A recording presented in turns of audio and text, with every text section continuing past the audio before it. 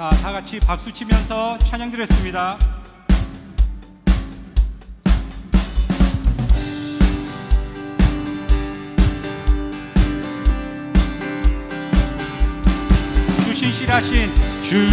주신실하신 놀라워 죄인의 마음 흔드네 자비의 물가로 인도하시니 그 무엇도 끊지 못해 주여 기억하소서 주여 기억하소서 주 백성 자녀들 신실한 주님의 약속 주님의 은혜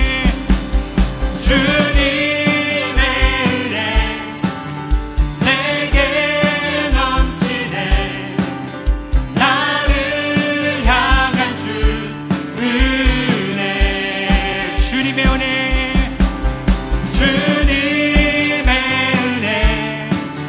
내게 넘치네 나를 향한 주 은혜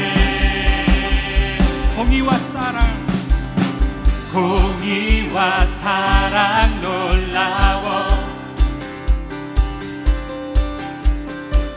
약한 자들어 쓰시네 구원의 노래로 인도하시니 만 백성 함께 찬양해 주여 기억하소서 주여 기억하소서 주 백성 자녀들 신실한 주님의 약속 주님의 은혜 내게 넘치네 나를 향한 주 은혜 주님의 은혜 내게 넘치네 나를 향한 주 은혜 주여 기억하소서 주여 기억하소서 주 백성 자녀들 신실한 주님의 약속 한 번 더 주여 기억하소서 주여 기억하소서 주 백성 자녀들 신실한 주님의 약속 주님의 은혜 내게 넘치네 나를 향한 주 은혜 주님의 은혜 내게 넘치네 나를 향한 주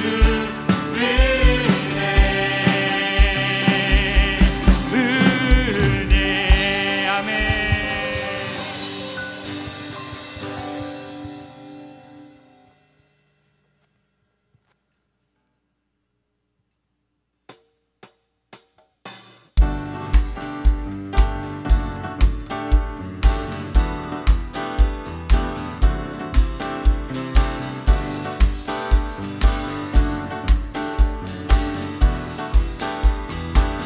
갈급한 내 마음 갈급한 내 마음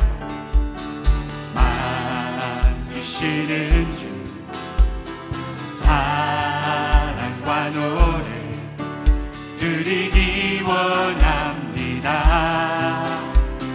주 사랑해요 주 찬양해요 높고 거룩한 주 날 만져주시니 이전과 같지 않으리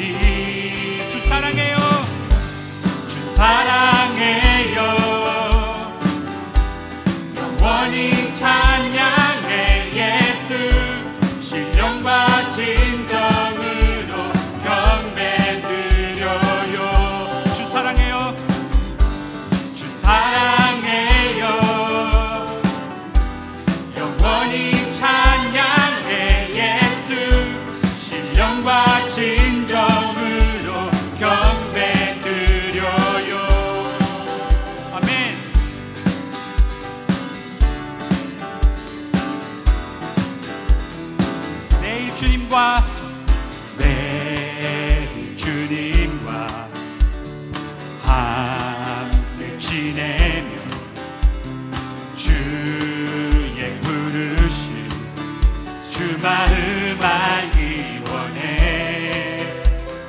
내 모든 호흡 주께서 했네. 주의 부르심 주 마음 알기 원해. 내 생명 주께 속했네. 주 사랑해요. 주 사랑해요. 영원히 찬양해. 예수 신령과 진정으로 경배 드려요. 주 사랑해요. 주 사랑해요. 영원히 찬양해. 예수 신령과 진정으로 경배 드려요. 한 번 더 주 사랑해요. 주 사랑해요. 영원히 찬양해. 예수 신령과 진정으로 경배 드려요. 마지막 한 번 더. 주 사랑해요. 영원히 찬양해.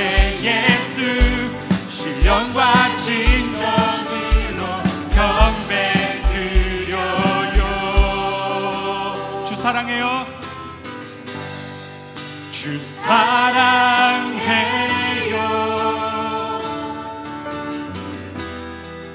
영원히 찬양해. 예수 신령과 진정으로 경배 드려요. 아멘.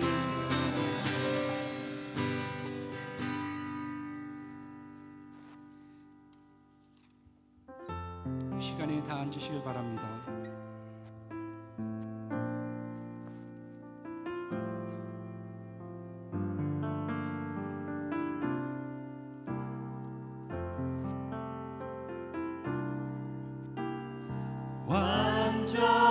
완전하신 나의 주 의의 길로 나 인도하소서. 행하신 모든 일 주님의 영광 다 경배합니다. 다시 부르겠습니다. 완전하신 나의 주 의의 길로 나 인도하소서.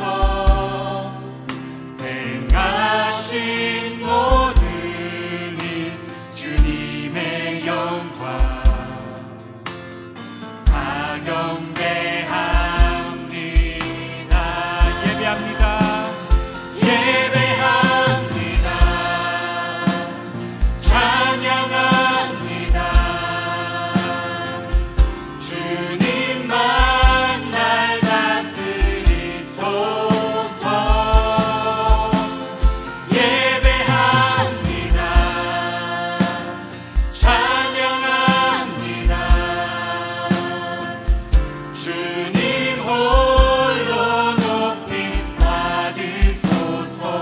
다시 고백하겠습니다. 완전하신 나의 주 의의 길로 날 인도하소서. 행하신 모든 일 주님의 영광 다 경배합니다. 예배합니다. 예배합니다.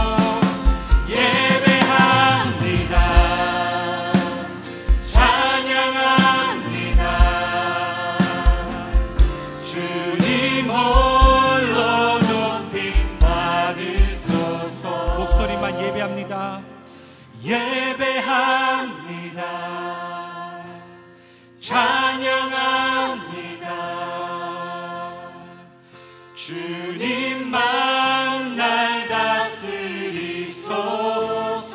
다 같이 예배합니다. 찬양합니다.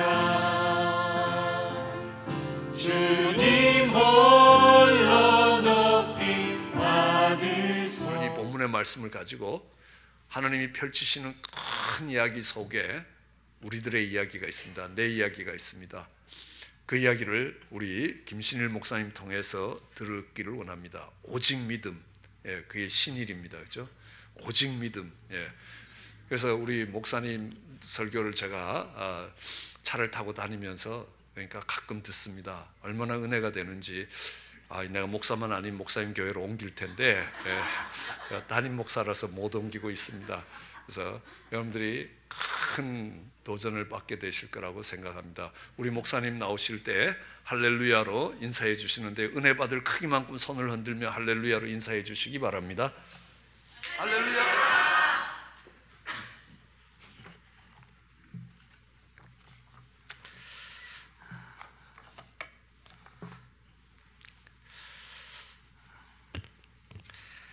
참 귀한 믿음의 공동체에서 우리 하나님 말씀 나누면서 은혜를 받을 수 있는 기회를 갖게 된 것으로 인해서 우리 주님께 감사드리고, 또 우리 아름다운 교회 가족들 공동체에게 감사드리고, 특별히 우리 고목사님께 감사를 드립니다. 목사님께서 지난주에 저에게 설교 부탁을 하실 때 복음을 전하고 살아야 되는 것에 관한 주제면 어떤 말씀이라도 좋습니다 이렇게 하셨기 때문에 잘 듣고 제 마음대로 제가 가장 좋아하는 주제를 2개를 택했습니다. 그래서 오늘 밤은 조금 딱딱한 주제가 될 수도 있겠지만, 여러분 제목에서 보셨듯이 하나님의 큰 이야기 속에 있는 내 이야기, 우리 이민자와 선교에 대한 제목으로 제 평상시가 이제 설교할 때 이야기 많이 하면서 이야기식 설교를 하는데, 오늘 저녁은 좀 강의식 설교를 하려고 하고요. 내일 아침에는 여러분들 좀 듣기 편하실 듯한 저의 간증 설교를 하도록 하겠습니다. 금요일 저녁에 강의식 설교라 약간 좀 걱정은 되지만, 여러분 최선을 다해서 저도 열심히 할 테니 여러분들도 이 설교자가 이끄는 논리의 흐름을 따라서 저와 여러분이 이 땅에서 소위 말하는 이민자로서 또는 외국 땅에서 살아가고 있는 우리들의 인생을 하나님의 큰 이야기, 다시 말해서 성경 속에서 반추하며 함께 묵상해 주시기를 부탁드립니다. 이런 질문으로 시작해 보려고 해요. 여러분 혹시 저한테 지금 뭐 화나신 건 아니시죠? 예. 이런 질문으로 시작해 보려고 합니다. 여러분 행복하십니까? 아유, 우리 아름다운 교회 식구들은 자신감이 있으시네요. 과연 이민자로 살아가고 있는 이곳 캘리포니아에서의 삶이 오늘 넉넉히 행복하십니까? 또 넉넉히 의미 있으십니까? 이런 질문이죠. 여러분 저는 개인적으로 한국에서는 강원도, 대관령 그리고 태백 이곳에서 목회를 하다가 97년에 캐나다에 있는 캘거리로 나오게 되었습니다. 캐나다 처음에는 별로 심각하게 생각하지 않고 나왔죠. 공부나 좀 일리는 해보자, 이런 단순한 생각으로 시작한 외국 생활이었는데 그게 그만 이민자가 되는 길이었다는 걸 나중에 알게 되었습니다. 여러분 제가요 비자란 비자는 다 해봤습니다. 그래서 캐나다에 맨 처음 갈 때 비지터 비자 했죠, 종교 비자 했죠, 그 다음에 영주권 했죠, 시민권 했죠. 또다시 미국으로 넘어오면서 학생 비자 했죠, 종교 비자 했죠, 영주권 했죠, 시민권 했죠. 여러분 제 취미가 시민권 모으기라는 것 아십니까? 예. 그러면서 달려오다 보니까 금방 22년이라는 이민자의 시간이 흘렀습니다. 그래서 저와 제 아내는 이민 1세, 저의 2 아이들은 1.5세, 그리고 막내는 메이드 인 캐나다, 그래서 이민 2세입니다. 드리고 싶은 말씀은 이겁니다. 그 짧지 않은 시간을 내 나라가 아닌 다른 나라에서 말도 잘 통하지 않아서 답답해하고, 때론 사람들한테 막 무시도 당하고 속상하고 보따리 싸 돌아가자 뭐 이런 경험들을 반복하면서, 여러분 제 안에는 그 누구에게도 들키지 아니하는 저만의 질문이 하나 자리합니다. 그것은 혹시 내가 실수한 건 아닐까라는 질문입니다. 내 이민의 이유가 무엇이든 간에 내가 과연 이 땅에 이 이민자로 와서 살아가고 있는 게 혹시 실수한 게 아닐까? 내가 여기서 이렇게 사는 게 정말 하나님 앞에서 맞는 걸까? 하나님이 정말로 내게 원하시는 것이 이민자의 삶일까? 여러분 저는 이민자라면 이 질문에서 자유로울 분이 한 분도 아니 계시리라 생각합니다. 모든 게 잘 될 때, 재정적인 어려움도 없고 아이들도 잘 자라주고 모든 게 다 평안할 때는 그런 대로 이 질문에 대답하지 않아도 살 수 있어요. 그런데 혹시나 어려운 일이 생겨나면, 삶이 힘들어지면 누르고 또 누르고 모른 척하고 있던 그 질문은 저 아래에 가라앉아 있던 앙금처럼 슬금슬금 올라옵니다. 저희 교회에 지난 주간에 근 10년 만에 한국을 방문한 사역자 가정이 계세요. 비자 이슈로 굉장히 고생을 하고 드디어 10년 넘게 고생하다가 영주권을 받아서 드디어 부모 형제가 있는 한국 땅을 방문했는데, 뭐 열흘밖에 되지 않은 그 짧은 기간 동안에 오랜만에 가면 하는 게 있잖아요. 건강검진을 하다가 남편이 그만 암 진단을 발견하게 된 겁니다. 그간 너무너무 마음고생을 해서 그런가, 공부하면서 이것에 버텨서 그런가, 여러 생각들이 드는 거죠. 여러분, 상황이 이해가 되시죠? 오늘 내가 미국 땅에서 살기로 한 게 잘한 것일까? 한마디로 내가 이민 온 걸 잘한 것일까? 여러분, 제가 맨 처음에 여러분 행복하세요? 라고 던진 질문은 바로 그 질문입니다.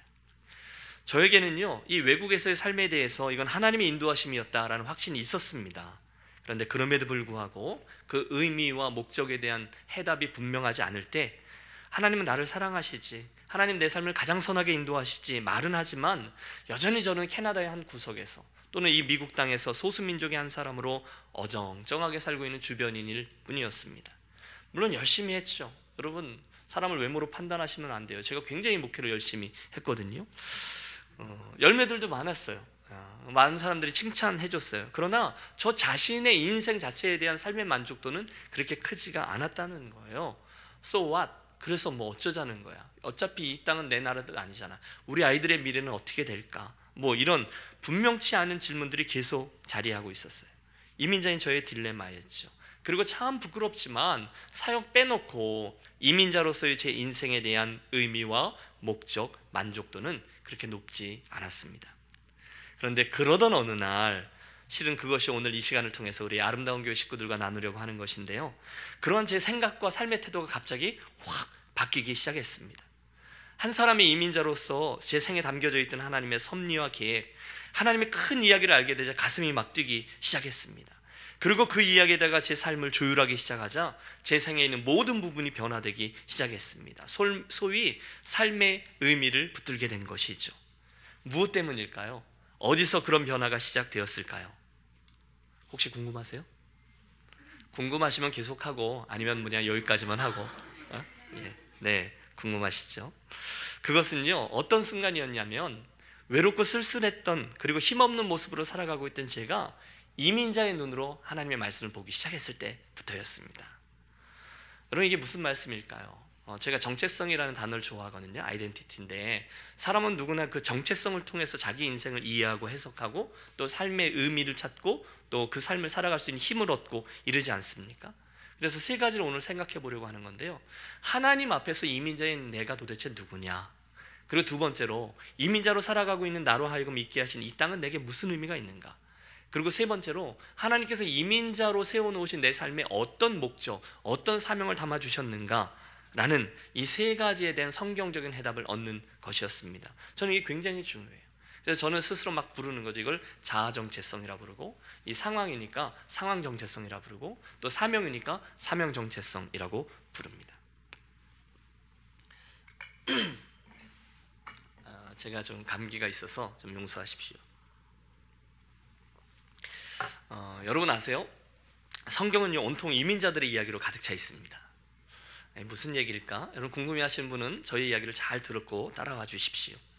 맨 처음에 창세기 12장 아브라함을 비롯한 족장들의 이야기는 다 이민자들의 이야기입니다. 상상력을 발휘해 주십시오. 창세기 12장에 너는 내 본토 친척 아비집을 떠나라, 갈대우르를 떠나서 하란으로 갔다가 가나안으로 갔다가 애굽으로 갔다가 다시 가나안, 이렇게 움직인 게 아브라함이었죠. 또 그의 아들이었던 이삭은 다시 애굽으로 갔다가 가나안으로 갔고, 야곱이란 사람도 만만치 않았잖아요. 도망가서 베델에서 하나님을 만나고 바다나랑 갔다가 야복강으로 내려갔다가 다시금 세겜으로 왔다가 베델로 올라갔다가, 그리고 요셉은요 저 애굽으로 내려가지 않습니까? 그래서 창세기 마지막 장은 히브리인들의 70인 가족들이 애굽으로 요셉 때문에 가족 초청 이민을 떠나는 것으로 마무리됩니다. 그렇죠? 그 다음에 성경 이야기는 모세와 여호수아 이야기가 계속되죠. 이민 3세, 4세 정도 되지 않을까 생각해요. 그리고 출애굽의 이후에 40년 동안의 광야 이야기들도 실은 200만이나 된다는 엄청난 이주민들이 광야를 헤매는 스토리들로 가득 차 있습니다. 그 다음에 여호수아 이야기죠. 그리고 사사시대 이야기가 이어지는데 둘 다 남의 나라 땅인 가나안 땅에 들어가서 정착하는 사람들 이야기고, 잠깐의 왕정 시대를 거쳐서 이스라엘은, 북이스라엘은 아수르에, 남유다는 저쪽에 바벨론으로 포로로 끌려가며 전 세계로 흩어집니다. 이민자들에 대한 얘기예요. 70년 후에 잠깐 저들이 회복은 되죠. 하지만 이미 디아스포라 시대가 열려 있습니다. 신약으로 넘어와 사복음서가 지난 후에 사도행전 이야기, 초대교회와 그들의 선교 이야기도 전 세계에 흩어져 있는 디아스포라들을 거점으로 한 이야기들이었어요. 여러분, 사도행전의 스토리의 주인공들을 보십시오. 사도 바울, 또 바나바, 누가, 빌립, 디모데, 아볼로, 브리스길라, 아굴라, 디모데, 여러분 처음 듣는 이름들 같이 이렇게 가능하십니다. 이런 모든 사람들의 그 중요한 인물들이 다 코스모폴리탄들이었다는 거예요. 하나님은요, 이민자들의 이야기에 관심이 많으세요. 그래서 니버 같은 학자는요, 심지어 우리 예수님도 하늘 영광을 버리고 이 물질 세계, 한 나라, 한 민족, 한 언어, 한 문화 속으로 들어온 이민자라고 해석하는데 저는 동의합니다. 그래서 저는 우리 예수님께서 우리들의 연약함을 다 채울하셨다라는 성경 말씀 속에 이민자 경험도 포함되어 있다라고 믿어요. 성경은 하나님께서 이민자들을 어떻게 사랑하셨고 어떻게 이끄셨는지에 대한 말씀으로 가득 차 있습니다. 요는 이것입니다. 여러분, 이민자로 살아가고 계시잖아요. 비자가 무엇이든지 간에 미국이란 땅에 살고 있는 저와 여러분들에 대해서 우리보다 먼저 이민 와 있는 사람들이 우리에 대해서 해주는 이야기 말고, 또 사회학자나 종교학자들이 우리에 대해서 해주는 얘기 말고, 내 인생의 주인 되시는, 나를 이민자가 되게 하신 그 하나님께서 말씀해 주시는 것이 무엇이냐, 이게 중요하다는 거예요. 그래서 오늘 밤 저는 여러분들과 함께 그 세 가지 이야기를 나누려고 하는데요, 한번 따라해 주십시오. 순례자 인생. 예, 잘 따라해 주세요. 축복의 장 변두리, 그리고 새로운 사명 샬롬. 이민자의 세 가지 정체성이에요. 그래서 여러분 좀 많은데요, 여러분 머릿속에 그 세 개의 이야기를 강사가 한다 생각하시고 그 세 개의 주제들마다 오늘 세 가지의 얘기를 하려고 그래요. 그러니까 세 가지 주제에 세 개씩이면 몇 개죠? 네, 9개 이야기를 여러분과 하려고 합니다. 제일 먼저는 첫 번째 묶음입니다. 우리 자신에 대한 것, 자아 정체성인데요, 성경은 우리 이민자들, 여러분 제가 왜 성경은이라고 사용했을까요? 딴 사람들이 우리에 대해서 해주는 이야기, 당신들은 마이너리티다 또는 구석에 있기 때문에 마지너리티다, 이런 얘기 말고요, 하나님이 나에게 해주신 얘기를 말씀드리는 거예요. 그 하나님은 우리들을 순례자, 필그림이라고 부릅니다. 뭐라고 부른다고요? 순례자라고. 성경을 보십시오. 여러분은 미국에 왜 오셨어요? 또 어떻게 오셨어요? 창세기 12장의 아브라함을 추적해 보시죠. 하나님의 부르심을 향해서 길을 떠난 순례자의 원형입니다. 야곱과 요셉은 가족 이슈로, 이스라엘 족속의 애굽으로 내려간 이유는 기근, 경제적인 이유로, 또 출애굽과 이스라엘의 포로기는 정치적인 이유로, 나아가 초대교회 그리스도인들은 핍박, 종교적인 이유로 각각 움직이게 되었지만 그들은 다 그 움직임 속에서 자기 자신들을 하나님의 부르심을 향해서 움직이는 순례자라고 이해했습니다. 여러분 이해가 되십니까? 이민자인 저와 여러분은요, 관광차 미국에 온 사람들이 아니에요. 이민자인 저와 여러분들은 애들 교육 잘 시키기 위해서 이주한 사람들이 아니라는 거예요. 대신에 분명한 하나님의 섭리를 따라 오게 된 존재인 줄로 믿습니다. 여러분, 우리는 하나님의 뜻에 따라 움직이는 순례자라는 거예요. 나그네요, 본향을 향해요.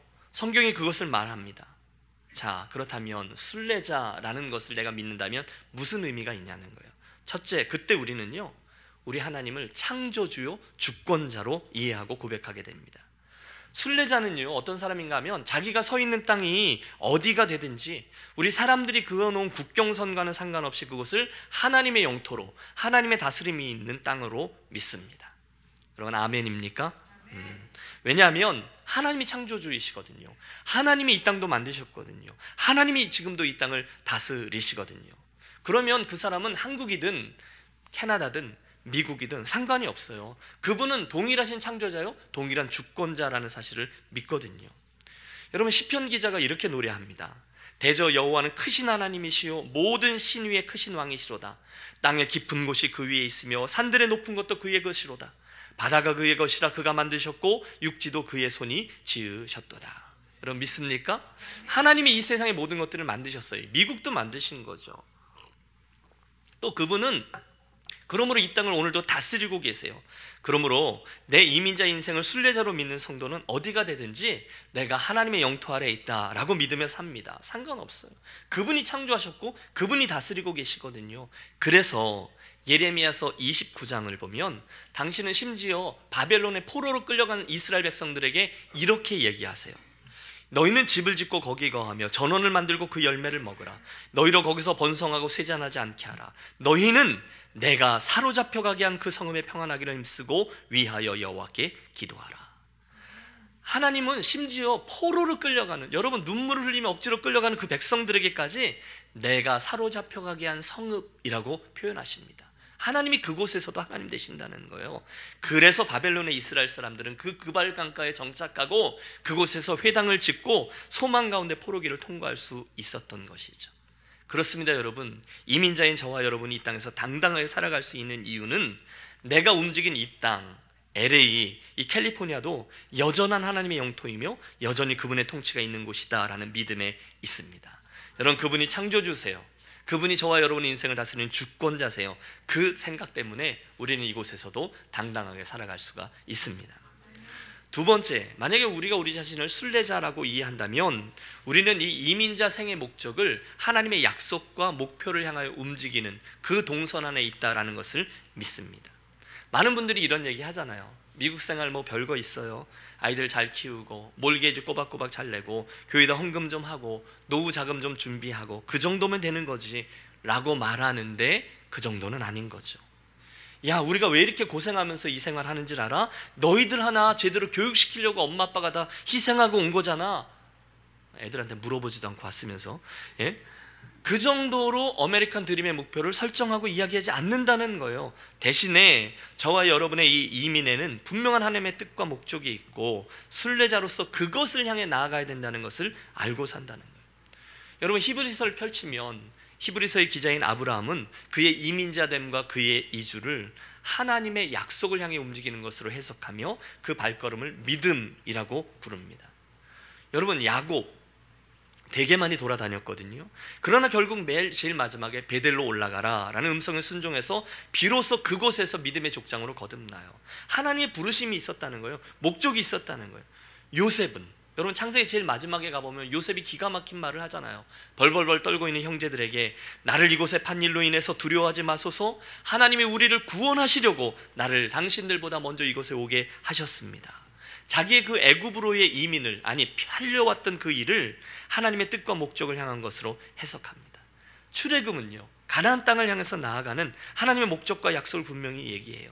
심지어 포로기로 끌려가던 유다 백성들도 결국은 정금과 같은 신앙인으로 저들을 다시 믿고 이스라엘을 회복해 줄 것이다 라는 약속을 따라서 움직였다는 거예요.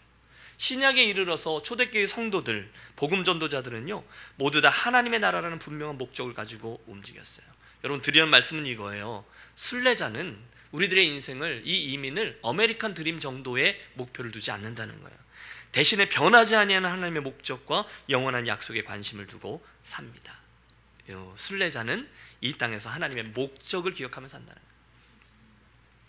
세 번째, 자기의 인생을 하나님 앞에서 순례자라고 분명히 정체성을 인식하고 사는 사람은, 우리는 이 이민자 생활을 외롭게 홀로 걷는 생활이 아니라 하나님의 동행하심과 인도하심 아래 걷고 있다는 사실도 깨닫게 됩니다. 이민자의 길을 홀로 걷지 않아요. 여러분, 성경에 이민자의 길을 떠난 사람들을 다 추적해 보시면 100% 누가 따라가죠? 우리의 하나님께서 같이 동행해주고 계십니다. 할렐루야. 성경에 나오는 인물들을 생각해 보세요. 우리의 찬송은 지극히 맞아요. 주와 같이 길 가는 것 즐거운 일 아닌가. 한 걸음 한 걸음 주 예수와 함께 한 걸음 한 걸음 우리는 걷겠네. 이민자의 삶이 그랬다는 거예요. 여러분, 광야에 있었던 족장들은 모두 다 이걸 경험했습니다. 아브라함이 한 번은 기근 때문에 애굽으로 내려갔다가 아내를 빼앗길 뻔했는데 누가 구해줬습니까? 하나님이 구해주셨어요. 꿈에 나타나셔서 하나님이 구해주셨어요. 야곱이요, 베델에서 하늘 사닥달의 꿈을 통해서 하나님의 뜻과 음성을 듣잖아요. 내가 어디로 가든지 내가 너랑 함께 가고 너를 지키고 보호하고 너를 반드시 이곳으로 다시금 돌아오게 하리라. 굉장히 오랜 세월이 흐른 후에 저가 두 번째 베델에 섰을 때 야곱이 무릎을 칩니다. 과연 그러하셨군요. 하나님 그 약속을 다 지켜주셨군요. 그는 그 긴 세월을 하나님의 보호하심과 인도하심 아래 살았다는 것을 새롭게 깨닫고 그때서야 오래된 서원을 지킵니다. 출애굽 이후에 이스라엘은 40년의 광야길을 누구와 함께 갔죠? 하나님과 같이 갔어요. 구름 기둥과 불 기둥이 바로 하나님의 동행하심의 상징이었죠. 여러분, 십계명 사건이 있었어요. 하나님의 마음이 상했어요. 그래서 하나님이 모세 비켜라, 내가 이 백성들을 돌격하리라, 다 멸하고 너로부터 새로운 민족을 이루게 하리라 하셨을 때에 모세가 그 가운데 버티고 서서 산 위를 오르죠. 그리고 하나님께 간절히 기도하며 하나님의 용서를 구합니다. 하나님, 이 백성을 한 번만 더 용서해 주십시오. 그렇다면 제 이름을 주의 생명책에서 지우셔도 괜찮겠습니다. 감사하게도 그 생명을 건 모세의 기도를 듣고 하나님이 그래, 알겠다, 모세야, 내가 네 말을 들으마 내가 내 종의 마음을 편하게 해 주리라 말씀하세요. 여러분, 위기가 지났어요. 그러나 우리 하나님이 뒤끝이 있으셨습니다. 이제 모세, 내가 내 사자들을 보내어 가나안 땅으로 들어가게 할 것이니 너는 백성들과 함께 일어나 그 땅으로 가라. 내가 내 사자들로 하여금 그 땅에 있는 가나안 거민들을 다 내쫓고 너희를 그 땅에 들어가게 하리라 약속하셨어요. 여러분, 이건 별로 나쁜 조건이 아니에요. 이제 일어나서 이사 들어가면 돼요. 피도 흘리지 않을 수 있어요. 그런데요, 모세가 움직이지 않아요. 모세는 미동도 하지 않습니다. 그리고 원컨대 주여 주의 영광을 내게 보이소서 하며 하나님의 동행하심을 구합니다. 여러분, 모세는 알았어요. 가나안 땅이 중요한 게 아니라 가나안 땅에 함께 가는 하나님이 중요하다는 것을 말입니다. 그래서 구해요. 함께 가주세요. 함께 가주세요. 결국 하나님이 또 지세요. 그래서 모세와 함께 걸어갔죠.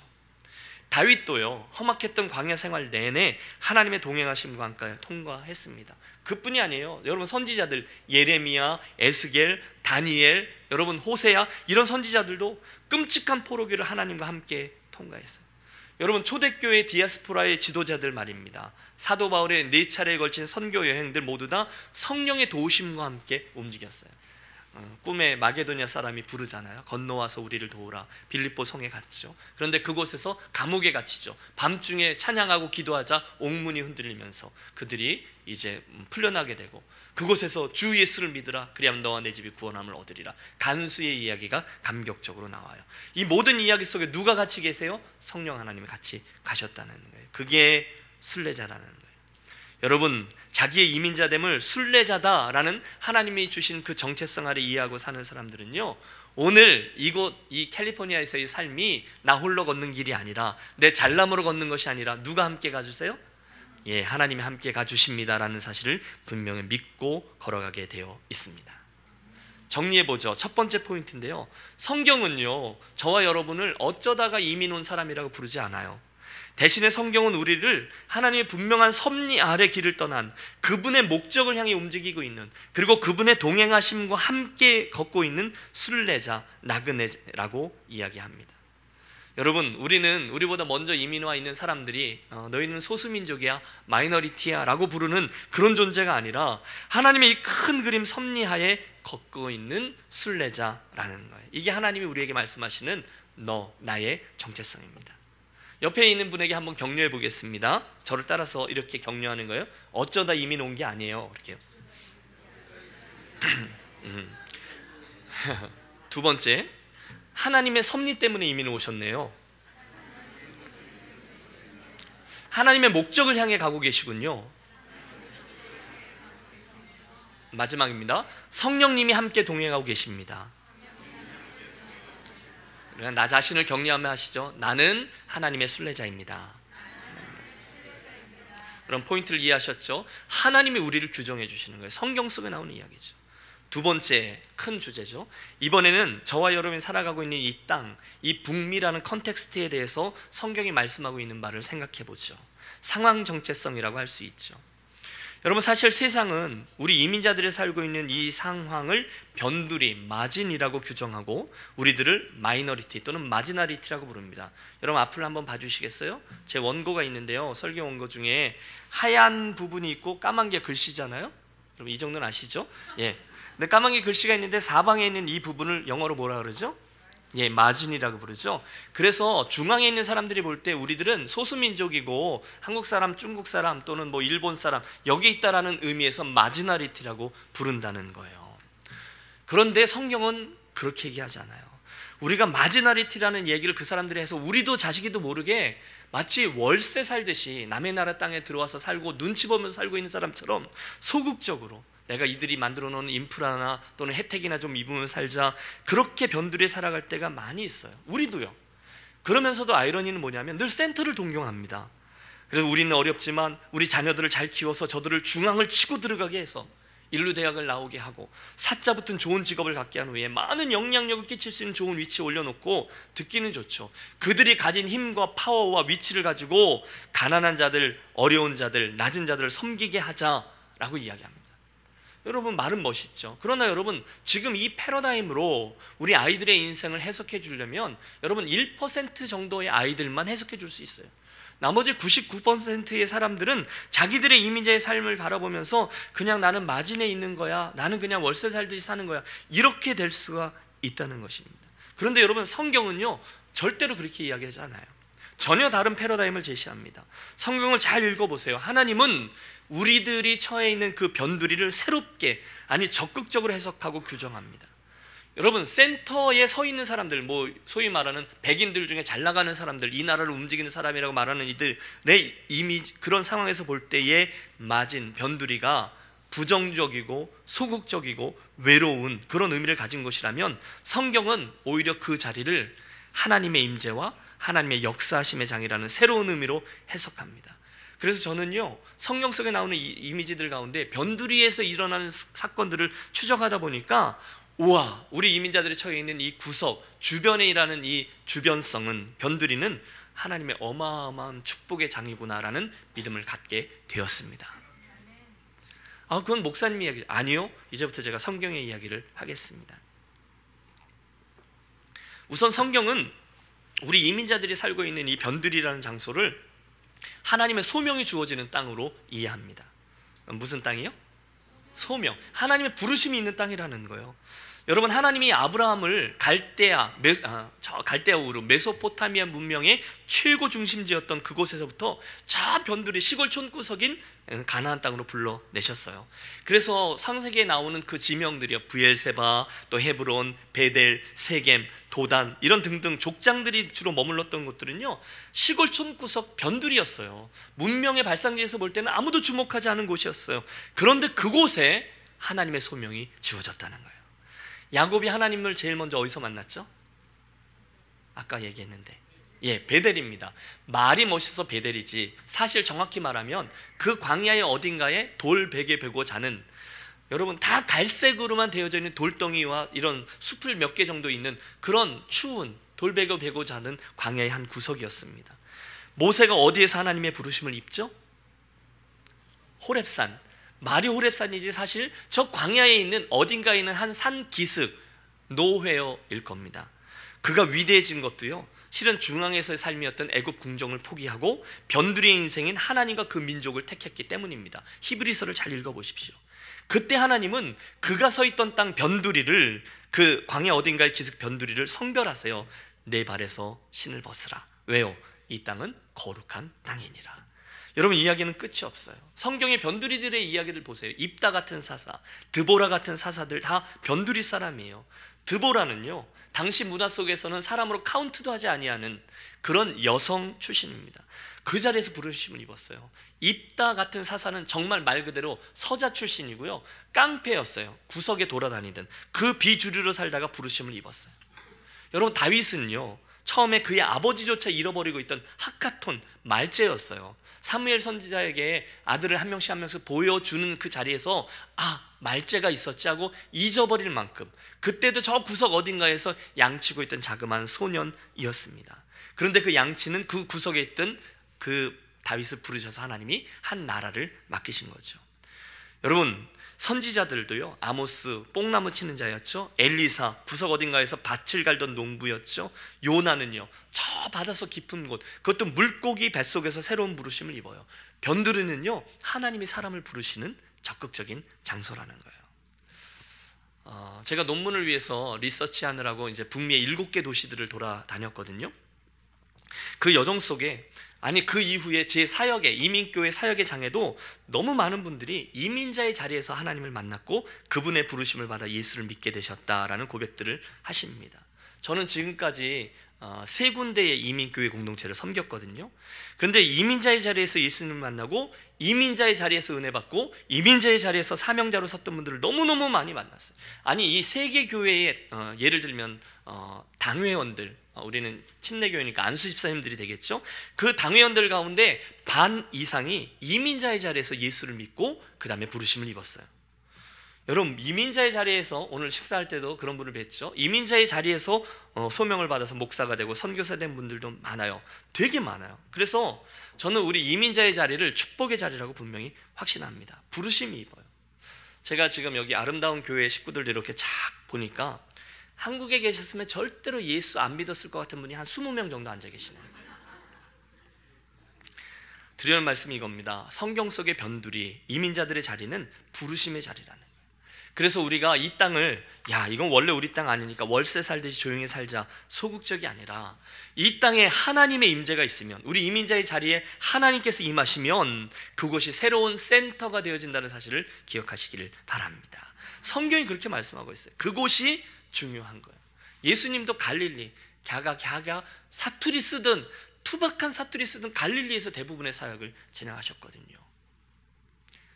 두 번째, 제가 이제 우리들의 자리를 축복의 땅이라고 해석하는 두 번째 이유는 이곳이 하나님이 우리들을 다루시고 훈련하시는 훈련의 장이기 때문에 또한 축복의 땅입니다. 생각해 보세요. 성경에서 하나님이 당신의 사람들을 다스리고 또 훈련시킬 땐 예외가 없어요. 어디서 훈련시키셨는지 알아요? 대부분 다 변두리에서 훈련을 시키셨어요. 여러분, 아브라함을 비롯한 족장들이 어디서 훈련받았죠? 광야입니다. 야곱 같은 이는 더욱 두드러지죠. 베들레헴에서 하나님을 만나고 또 저 위에 올라갔다가 다시금 도망와서 야복강가에서 외롭게 씨름하면서 하나님을 만나죠. 전형적인 변두리입니다. 거기서 하나님이다, 나를 축복하지 아니하면 가게 하지 아니하겠나이다. 여러분, 이런 제자 훈련이 일어난 곳이 그 광야라는 거예요. 또 여러분, 요셉은요 변두리예요. 훈련의 장이에요. 여러분, 요셉이 어디로 끌려갔어요? 맨 처음엔 마른 구덩이에 던져졌다가 그 다음에 어디로 끌려갔죠? 애굽이라고 말해주세요. 어디로 끌려갔죠? 애굽으로 끌려갔습니다. 거기 가서 보디발 집에서 뭐였죠? 종이었어요. 그 다음에는 시위대장의 감옥에 던져진 죄수였습니다. 그런데 그가 그곳에서 훌륭하게 훈련을 받아서 결국은 온 세상을 구원해내고 심지어 그 못된 형들마저 이스라엘의 한 지파의 시조로 변화되는데 저가 도움이 되지 않습니까? 이게 변두리의 위력이에요.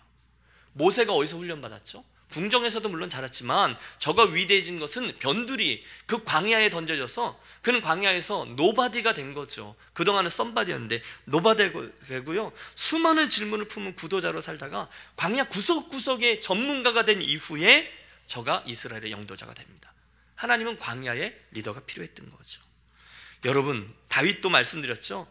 그가 왕이 되기 전에 10년 동안 아굴람굴, 엔게디 광야, 시글락 공동체, 변두리에서 도망자로 살면서 받았던 훈련은 정말 대단한 것들이었어요. 그뿐이 아니에요. 그 광야에 있던 그에게 나왔던 400인의 이스라엘 부적응자들, 사회 부적응자들, 불만 세력들, 그들이 이스라엘에 마음 둘 곳이 없었지만 다윗과 함께 광야를 지내다가 그곳에서 이스라엘의 든든한 리더들로 세워지죠. 요압 장군, 아비세 장군 모두 다 아둘람 출신들입니다. 선지자들 호세야, 아모스, 요나, 학개 다 변두리 경험이에요. 요나가 어디서 훈련을 받고 사람이 되죠? 물고기 뱃속이라니까요. 저 물고기, 저 바닷속 어딘가. 여러분, 성경 끝이 없어요. 예수님의 40일 금식기도, 세례 요한의 광야, 사도 바울이 예수님을 만나고 다메섹 도상에서 만난 후에 갔던 아라비아 광야, 다 변두리에서 훈련했습니다. 그리고 그들이 하나님의 사람으로 구비되었죠. 제가 이제 리서치하고 인터뷰하는 분들 중에 이민자의 자리에서 부르심을 받아 선교사가 된 분들이 있었어요. 근데 그분들을 인터뷰하는데 이들이 똑같은 고백을 해요. 여러분, 자기들의 그 이민자 경험들, 광야의 경험들이 자기도 모르는 사이에 아주 귀한 선교 사역자로, 일꾼들로 구비시켜 주었다는 거예요. 제가 실제로 캐나다에서 만난 강길상 장로님이라는 분, 선교사인데요, 그분이 초기에 캐나다 이민자세요. 그러니까 지금보다 훨씬 더 초기니까 이분이 지독하게 고생을 많이 하셨어요. 너무너무 힘들게 이민 생활을 했어요. 그러다가 나중에 부르심을 받아서 선교지를 갔는데 깜짝 놀란 게 뭐냐면, 선교지에 갔더니 웬만한 건 하나도 고생으로 여겨지지가 않더래요. 여러분, 이해가 되십니까? 그분이 고생을 덜 해봐서 그럴까요? 아니죠. 우리들의 이민자 경험을 통해서 이분이 톡톡하게 훈련이 되었다는 거예요. 제가 시애틀에서 우즈베키스탄으로 막 파송되기 직전에 선교사 내외를 만났는데요, 이분들은 태어나서 단 한 번도 자기 동네를 떠나보지 않다가 이민을 왔대요. 초등학교도 자기 동네에서 나오고, 중학교도 자기 동네에서 나오고, 고등학교도 자기 동네에서 나오고, 대학도 자기 동네에서 나왔다는 거예요. 세상에 그런 동네가 있냔 말이에요. 그렇죠? 그래서 이분은요, 세상에 떠남에 대한 두려움이 늘 있었대요. 그런데 결혼하고 이민을 한번 딱 떠나보면서 그걸 경험했더니 이게 별거 아니라는 것을 깨달았어요. 그래서 또 다시 선교지로 떠나는 것에 대해서 아무런 두려움이 없게 되었다는 거예요. 이게 다 훈련이에요. 문화를 바꿔보면서 자기를 객관화시켜보기도 하고, 다른 언어를 습득해보기도 하고, 또 이렇게 바디랭귀지를 하기도 하고, 어디 가서나 살아남을 수 있고요. 하나님이 그들을 이민자 가정에서 훈련시키신다는 거예요. 여러분도 알게 모르게 훈련되어 있는 분들임을 믿으시기 바랍니다. 훈련 얘기를 하면 제가 캐나다 얘기가 생각이 나는데요, 제가 캐나다에 1997년에 이제 한국을 떠나서 캐나다를 도착을 했어요. 근데 좀 있다가 IMF가 막 터졌어요. 여러분, 제가 IMF를 터뜨린 게 아니에요. 제가 떠나고 나서 얼마 있다가 한국에 IMF가 터진 거예요. 근데 IMF의 여파로 그 당시 한국에서 30대 후반이나 40대 초반에 있는 많은 젊은 가정들이 독립이민을 많이 떠나셨어요. 그래서 캐나다에 엄청나게 밀려 들어오셨어요. 근데 이분들이 잡을 잃고 퇴직금 받고, 근데 30대 후반이나 40대 초반 정도 되면 어떤 분들인가 하면 대부분 엔지니어들인데 시니어 엔지니어로 일하다 오신 분들이에요. 그러니까 여러분, 군대 갔다 온 분들 대충 나이 계산이 나오잖아요. 그래서 유수한 중공업에서 큰 사역들을 감당하다가 일하다가 오신 분들이에요. 내가 영어만 좀 하면 어디 가서 뭘 못하겠느냐, 그리고 조그만 똘망똘망한 애들하고 그 다음에 퇴직금 받아갖고 와요. 그런데 여러분, 캐나다가 되게 좋아요. 처음에 이민 온 사람들한테 영어 공부 무료로 시켜주거든요. 근데 이분들이 오면 똑같은 패턴입니다. 거의 대부분 일단 어느 정도 다운페이를 하고, 퇴직금을 받았으니까 어느 정도 다운페이를 하고 아담한 집을 하나씩 사세요. LA같이 비싼 곳이 아니니까. 그리고 나서 패밀리 밴을 한 대 사요. 주로 오디세이를 많이 사시더라고요, 그 동네는. 그러고 나서 뭐 6개월이 되는 1년이 되는 열심히 영어 공부를 해요. 뭐 그러니까 집을 하나 사고, 그러니까 첫 번째 해 하는 공통점이 있잖아요. 잔디를 깎는 거잖아요. 딱 폼재면서 이거지 이러면서 촥 잔디를 깎고 사진 찍고. 그런데 여러분, 이민 생활이라는 게 그렇지 않습니까? 수입이 없이 따박따박 몰개지 나가죠, 자동차 페이먼트 나가죠, 보험 나가죠, 전기세, 수도세 나가죠. 이렇게 되니까 한 6개월쯤 되면 남자분들이 조바심이 나기 시작하는 거죠. 그래서 아내 된 분들에게 당신 계속 영어 배우라고, 나는 오전만 하고 오후에는 가서 아르바이트를 하겠다고. 그래서 이제 이분들이 가서 일을 하기 시작하시는데, 보통 캘거리에도 이 세탁소를 많이 하시거든요. 그래서 이제 이걸 열심히 아르바이트를 하는 거예요. 근데 여름에 제가 이제 신방을 가는 거예요. 신방을 가면 여름에 덥잖아요. 그러니까 이분들이 이제 러닝샷 차림에 칙칙칙 이거를 이제 열심히 하고 계시는 거예요. 거기 들어가면 여러분, 그분이 뭐 하다 오신 분이고 어떤 직위에 있다가 오셔서 이 아르바이트를 하고 있는지 아는, 여러분, 제가 좀 착하거든요. 그래서 제가 이제 그분에게 가서 이렇게 묻는 거예요. 그래, 집사님 좀 어떠세요? 할만하세요? 이렇게 물어요. 그럼 이분이 제가 뭘 묻는지를 아니까 이렇게 반응하세요. 잊혀지지가 않아요. 칙칙 하면서, 목사님 저는 괜찮아요. 저는요, 한국에서 원자력 발전소 설계하다가 와서 그리다가 와서 이거 하지만, 제 앞에서 온 사람은요, 우주선 그리다 와서 이거 하고 있었어요.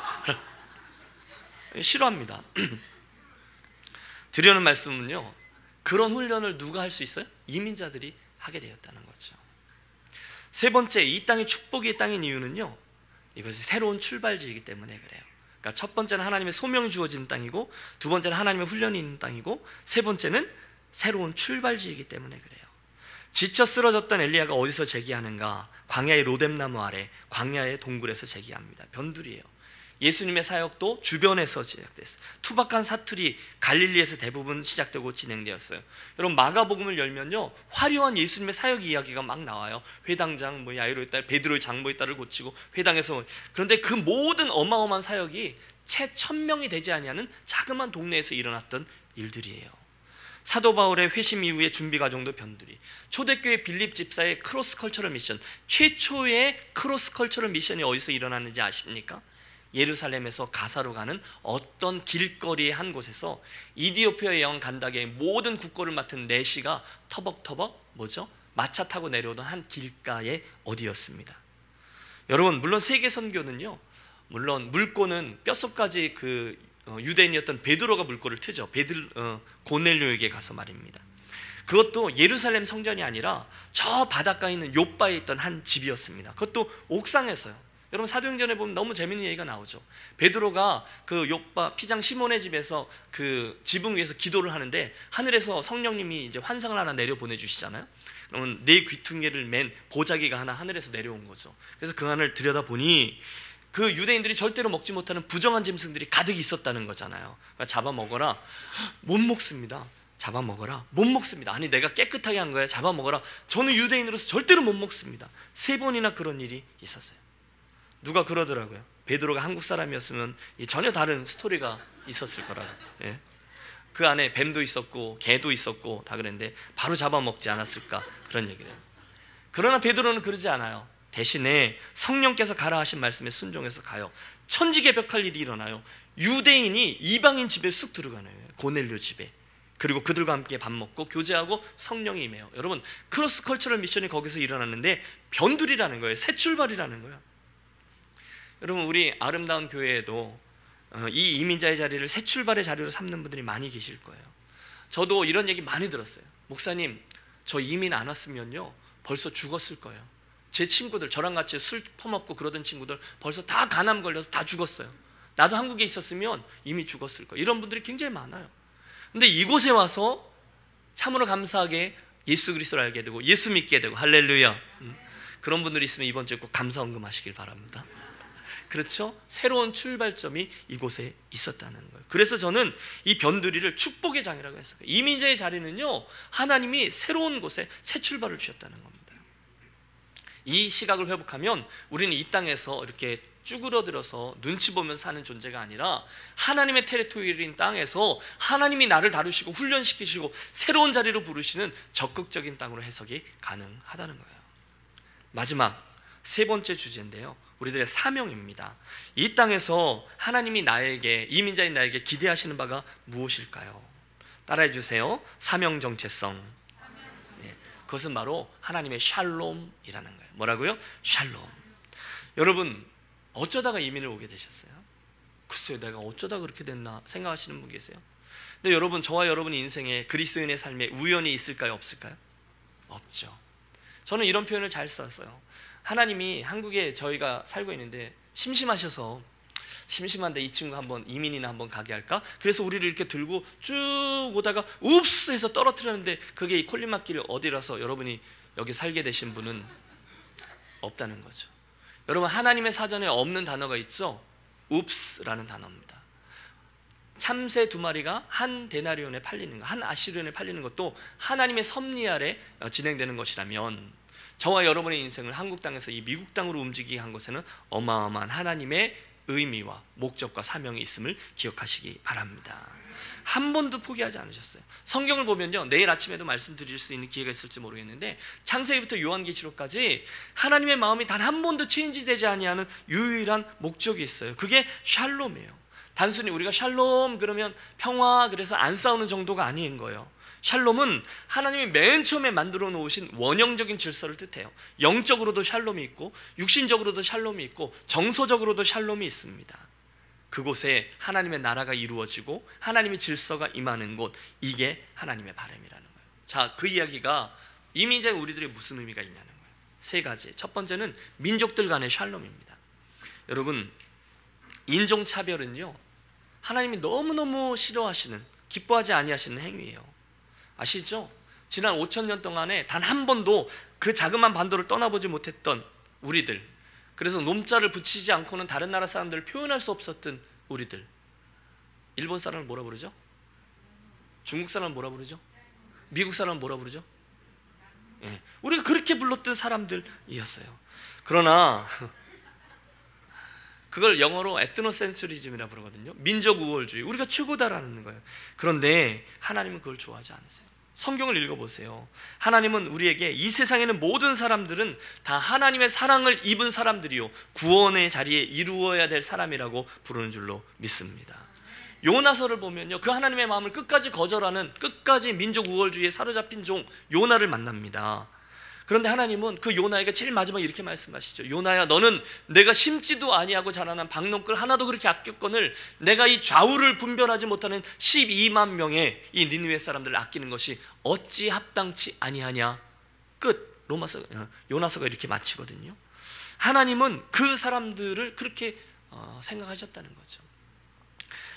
세례 요한도 하나님께서 돌들로도 아브라함의 자손을 능히 만들 수 있다라고 말하며 이스라엘 백성들의 그 선민 사상을 통렬하게 비판합니다. 로마서는 유대인이나 헬라인이나 이방인에게 예수님의 복이 차별 없이 주어진다고 말씀합니다. 심지어 예수님의 족보에는요, 유대인들을 대상으로 쓴 그 성경임에도 불구하고 4명의 그들이 가장 경시하는 이방인, 그것도 여인들의 이름이 버젓이 등장합니다. 이민자인 저와 여러분은 인종들 간의 차별과 갈등이 분명히 비성경적이라는 사실을 기억하고 그 샬롬을 깨는 행위를 어떻게 해서든지 거절해야 된다는 것이죠. 그러나 더 큰 이유가 있어요. 요한계시록 7장에 보면 7장 9절이죠. 이 민족들 간의 샬롬은요, 하나님 나라의 존재 질서예요.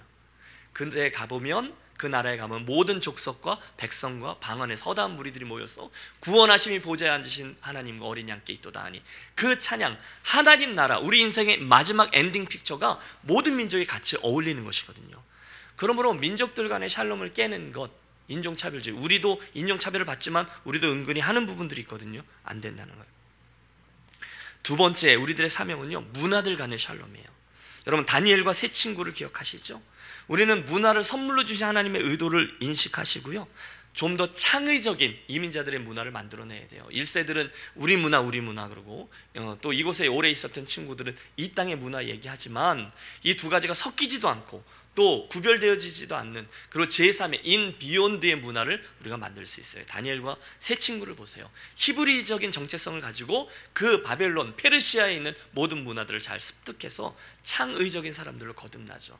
이 얘기는 끝이 없기 때문에 여기서 약하고 세 번째, 문화들 간의 샬롬을 지나서 오늘 제가 여러분과 반드시 하려고 했던 가장 중요한 이슈로 넘어가겠습니다. 그것은 이민자로 부르셨고 나도 모르는 사이에 엄청난 선교적인 잠재력을 우리 안에 담아놓으신 하나님께서 저와 여러분 이민자들을 잃어버려진 영혼들과 하나님 그분의 샬롬을 이루는 글로벌한 도구로 준비시켜 놓으셨다는 사실입니다. 선교를 위한 디아스포라들의 부르심이 분명히 있는 거죠. 여러분, 우리 하나님의 뜻은 한 번도 바뀌지 않았어요. 아까 제가 말씀드렸죠. 창세기 3장 여자의 후손, 뱀의 후손 이야기 나올 때부터 하나님은 구원의 역사를 꿈꾸셨어요.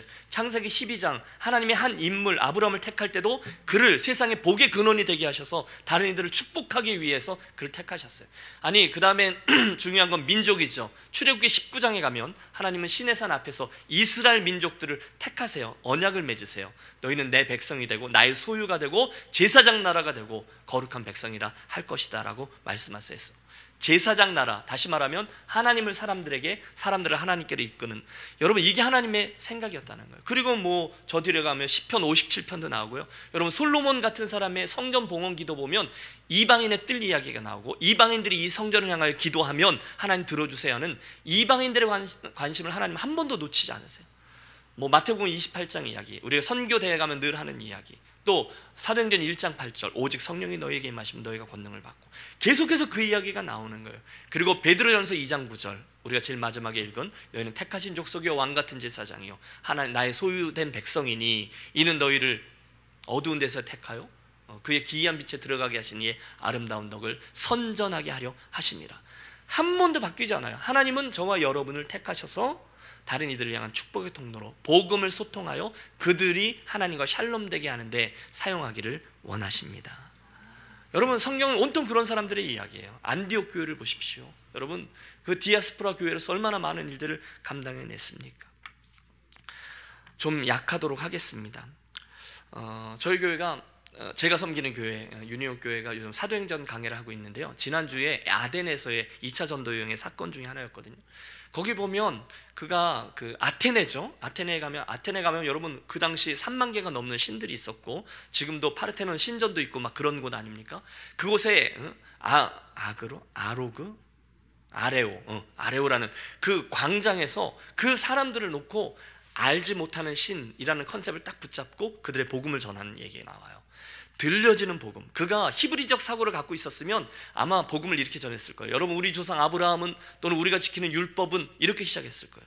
그런데 헬라인이기 때문에 그렇게 얘기하지 않고 너희가 아직 알지 못하는 이 신을 내가 가르쳐 주겠다고 그 복음을 전해요.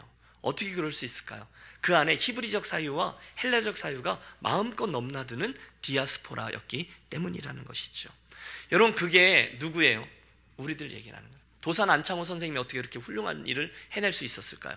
디아스포라였거든요. 미국에 와서 전혀 자신을 객관화시키고 모든 민족 중에 하나로 한민족을 볼 수 있었거든요. 그러니까 그런 훌륭한 이야기가 나오는 거죠. 디아스포라는요, 오늘날 하나님의 선교를 위한 전략적인 도구입니다. 하나님은 우리 한국 사람들에게 특별한 열심을 주셨어요. 그래서 우리 한국 사람들이 예수 믿을 때는 열심이라는 DNA가 여기 있어요.